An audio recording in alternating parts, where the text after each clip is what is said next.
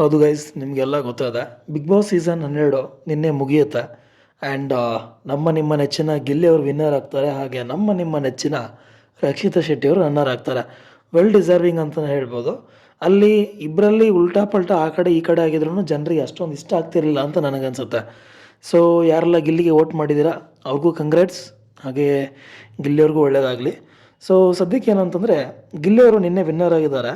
ಅವ್ರಿಗೆ ಒಂದು 50 ಲಕ್ಷದ ವಿನ್ನರ್ ಪ್ರೈಸ್ 50 ಲಕ್ಷ ಇರುತ್ತೆ. ಸೊ ಇಲ್ಲಿ ಗಿಲ್ಲಿ ಅವ್ರಿಗೆ 50 ಲಕ್ಷಕ್ಕೆ 50 ಲಕ್ಷನೂ ಅವ್ರ ಕೈಗೆ ಸಿಗುತ್ತಾ ಅಂತ ಕೇಳಿದ್ರೆ ಇಲ್ಲ. ಆ 50 ಲಕ್ಷದಲ್ಲಿ ಗೌರ್ಮೆಂಟಿಗೆ ಎಷ್ಟು ಹೋಗುತ್ತೆ, ಹಾಗೆ ಗಿಲ್ಲಿಯವರ ಕೈಗೆ ಎಷ್ಟು ಬರುತ್ತೆ, ಸೊ ಇದೆಲ್ಲ ಏನು ಅನ್ನೋದನ್ನು ಈ ಒಂದು ವಿಡಿಯೋದಲ್ಲಿ ಹೇಳ್ಕೊಡ್ತೇನೆ.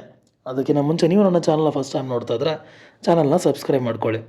ಸೊ ಇಲ್ಲಿ ನಿನ್ನೆ ಗಿಲ್ಲಿ ಅವ್ರಿಗೆ ಬಂದಂಥ ಪ್ರೈಸು 50 ಲಕ್ಷ, ಹಾಗೆ ರಕ್ಷಿತಾ ಅವ್ರಿಗೆ ಬಂದಂಥ price 20 lakh cash price.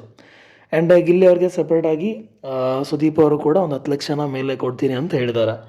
So ಇಲ್ಲಿ ಗೌರ್ಮೆಂಟಲ್ಲಿ ಯೂಶ್ವಲಾಗಿ ಸ್ಯಾಲ್ರಿಗೆ ಮಂತ್ಲಿ ಸ್ಯಾಲ್ರಿ ತೊಗೊಳ್ಳೋರಿಗೆ ಇಷ್ಟು ಟ್ಯಾಕ್ಸ್ ಅಂತ ಇರುತ್ತೆ. ಆ್ಯಂಡ್ 12 ಲಕ್ಷದ ಮೇಲೆ ಇದ್ದರೆ ಮಾತ್ರ ಆ ಟ್ಯಾಕ್ಸ್ ಅಪ್ಲೈ ಆಗುತ್ತೆ. ಬಟ್ ಇದು ಅದರಲ್ಲಿ ಬರಲ್ಲ, ಇದನ್ನು ಕ್ಯಾಶುವಲ್ ಇನ್ಕಮ್ ಅಂತ ಹೇಳ್ತಾರೆ.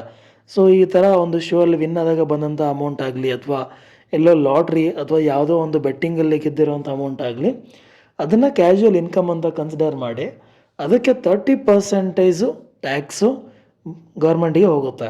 ಸೊ ಇಲ್ಲಿ 50 ಲಕ್ಷದಲ್ಲಿ 30% ಟ್ಯಾಕ್ಸ್ ಅಂತಂದರೆ ಅಬ್ಬಬ್ಬ ಅಂದರೆ 15 ಲಕ್ಷ ಅಮೌಂಟು ಗೌರ್ಮೆಂಟಿಗೆ ಹೋಗುತ್ತೆ.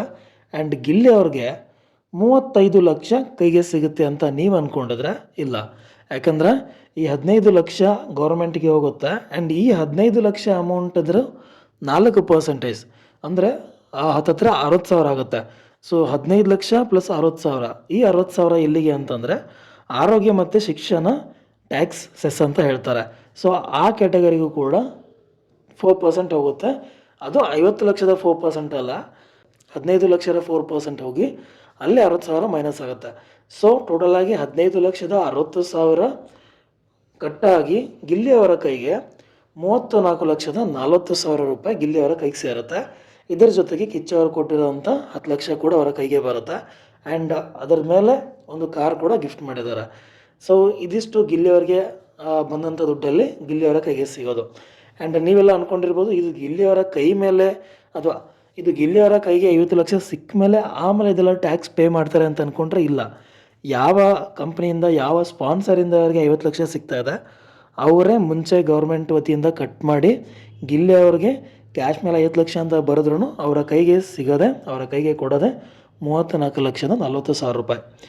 ಹೋಪ್ ನಿಮಗೆ ಈ ವಿಡಿಯೋ ಇಷ್ಟ ಆಗಿದೆ ಅಂತ ಅನ್ಕೊತೀನಿ. ಯಾರೆಲ್ಲ ಗಿಲ್ಲಿಗೆ ವೋಟ್ ಮಾಡಿದರೆ ಅವರಿಗೆಲ್ಲ ಕಂಗ್ರ್ಯಾಚುಲೇಷನ್ಸ್ ಅಂತ ಹೇಳ್ತಾ, ಈ ವಿಡಿಯೋ ಇಷ್ಟ ಆಗಿದ್ರೆ ಲೈಕ್ ಮಾಡಿ, ಶೇರ್ ಮಾಡಿ, ಹಾಗೆ ಚಾನಲ್ನ ಸಬ್ಸ್ಕ್ರೈಬ್ ಮಾಡಿ. Thank you.